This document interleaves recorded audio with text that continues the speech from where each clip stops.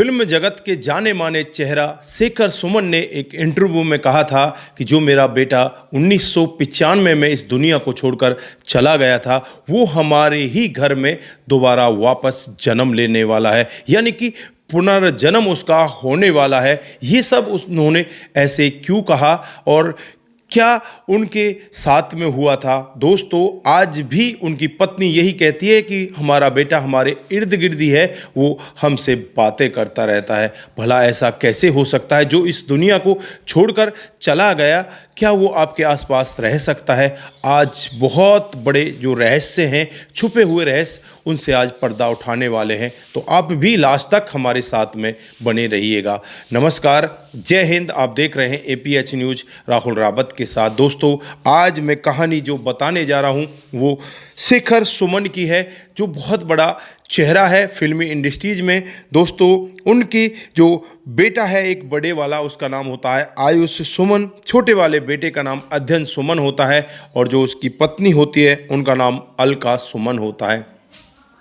घर परिवार बड़े आराम से चल रहा होता है, क्योंकि घर परिवार में धन दौलत की तो कोई कमी होती नहीं। और जब भी ये शूटिंग पर जाया करते तो बच्चों से बड़ा प्यार करते, बच्चों से बड़े लगाव के साथ ही वहाँ से जाया करते। कई दिन बच्चे कहते कि पापा आज मत जाओ, लेकिन ये कहते हैं कि बेटा काम करना भी ज़रूरी है। अगर जीवन जीना है, इसमें आगे बढ़ना है, तो काम भी ज़रूरी है बेटा, काम भी करना पड़ेगा। दोस्तों, फिर इनके जीवन में जब इनका बेटा जो बड़े वाला होता है आयुष सुमन 11 साल का हो जाता है, वहाँ पर बहुत ज़्यादा कठिनाइयाँ आने लगती हैं, क्योंकि इनका जो बेटा होता है वो दिल का बीमार हो जाता है, उसे बहुत बड़ी बीमारी लग जाती है। दोस्तों, अब यहाँ पर वो कई बार अपने पापा से कहता कि पापा आज ना जाओ तो ही बेहतर होगा, आज आप मेरे साथ रुक जाओ। लेकिन पापा कहते कि बेटा मैं जल्द वापस आ जाऊँगा, मुझे काम करना है।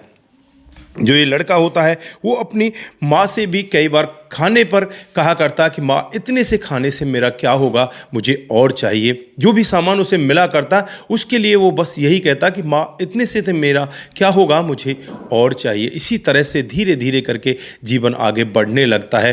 दोस्तों, एक दिन का वाक़या होता है जब आयुष सुमन अपने पापा का हाथ पकड़ लेता है और पापा से कहने लगता है कि पापा आज आप मत जाओ, आप मेरे साथ रहो, मुझे आपकी बहुत ज़्यादा ज़रूरत है। दोस्तों, जो शेखर सुमन है वो कहने लगते हैं कि बेटा आज तो मुझे जाना बहुत ज़रूरी है, आज की शूटिंग बहुत ज़्यादा ज़रूरी है, मैं कल रुक जाऊंगा। दोस्तों, उसके बाद शेखर सुमन शूटिंग पर चले जाते हैं। कुछ ही देरी के बाद उनके पास फ़ोन आता है कि आपका बेटा इस दुनिया में नहीं रहा।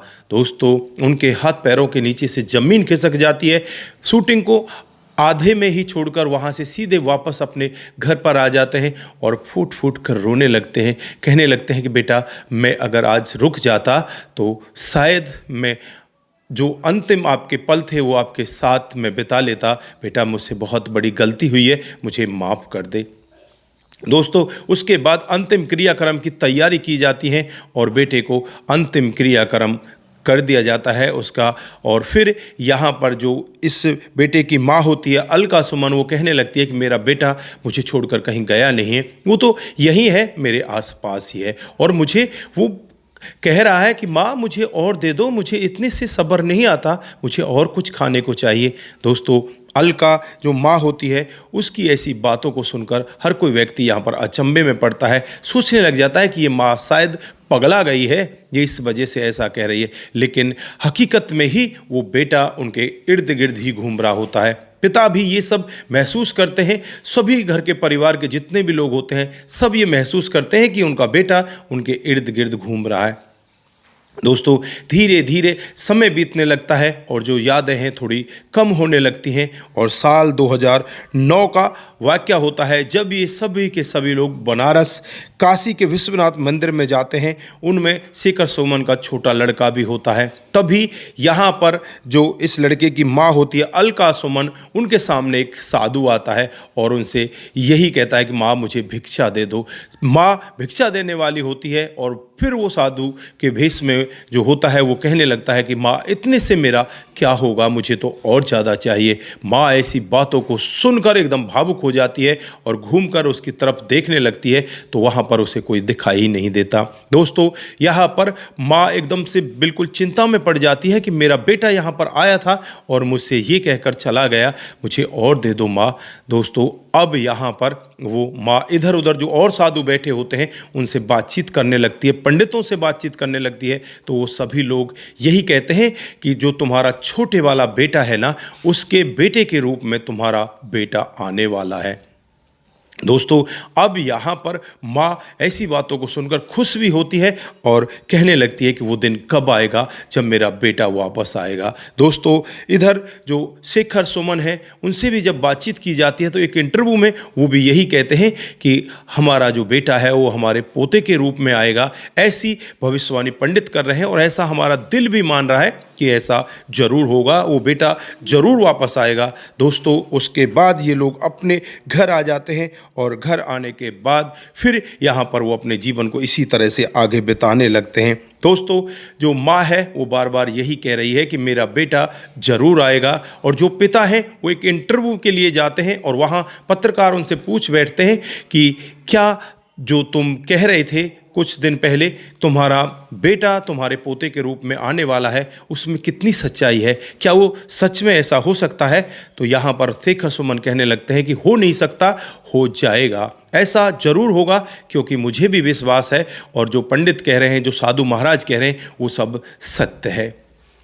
दोस्तों, ये तो सब भविष्य के गर्भ में छुपा हुआ है, आगे होने वाला क्या है, लेकिन माता पिता को, उनके पूरे परिवार को ये विश्वास है कि उनका बेटा उनके बेटे के बेटे के रूप में आकर इनके घर में किलकारियाँ गूंजेगा और यहाँ पर पूरा का पूरा परिवार धन्य हो जाएगा। तो दोस्तों, आप यहाँ पर क्या कहना चाहते हैं? वैसे पुनर्जन्म की बहुत सारी आप लोगों ने कहानियां सुनी होंगी और जैसे शेखर सुमन है, ऐसे ही कोई बड़ा एक्टर अगर किसी तम्बाकू की भी ऐड कर देता है तो वो तम्बाकू भी भाग भाग कर आगे बिकने लगता है। वो जरा सा ये कह दे बस एक एक दाने में बहुत अच्छा स्वाद है, तो मानो वो स्वाद ही है और उसे लोग बाग लेने लगते हैं। आज यहाँ पर लोग बागों के कैसे विचार आएंगे वो आप कमेंट बॉक्स में भी देख पाएंगे। दोस्तों, मैं तो यही कहूँगा कि ज़्यादा से ज़्यादा लोगों के साथ इस वीडियो को साझा करें, जिससे कि और लोगों को भी पता चल सके कि जो बॉलीवुड के इतने अच्छे सुपरस्टार हैं शेखर सुमन, उनके घर में दोबारा से खुशियाँ आने वाली हैं। वो तो अभी आप लोगों को भी पता चल जाएगा वो कितनी जल्द आने वाली हैं या कितना उनमें अभी समय लगने वाला है। बाकी यहाँ पर आप लोग क्या कहना चाहते हैं? क्या आप लोग पुनर्जन्म में विश्वास करते हैं या नहीं करते? वैसे अगर माना जाए तो हर किसी का पुनर्जन्म होता है, पर हर किसी को ये पुनर्जन्म याद नहीं रहता। किसी को तो याद रह जाता है और किसी को बिल्कुल भी उसकी पिछले जन्म की कोई भनक ही नहीं होती। बाकी आप लोगों की क्या राय है? क्या आपके आसपास भी कोई पुनर्जन्म हुआ है? आपके आसपास अगर कोई पुनर्जन्म हुआ है तो उस कहानी को भी हमारे साथ में आप लोग साझा कर सकते हैं। आज के लिए बस इतना ही, फिर मिलते हैं किसी नए मोड के साथ। तब तक के लिए आप अपना ख्याल रखें, परिवार का ख्याल रखें, सतर्क रहें, सावधान रहें, रिश्तों की अहमियत को जरूर समझें। नमस्कार, जय हिंद, जय भारत।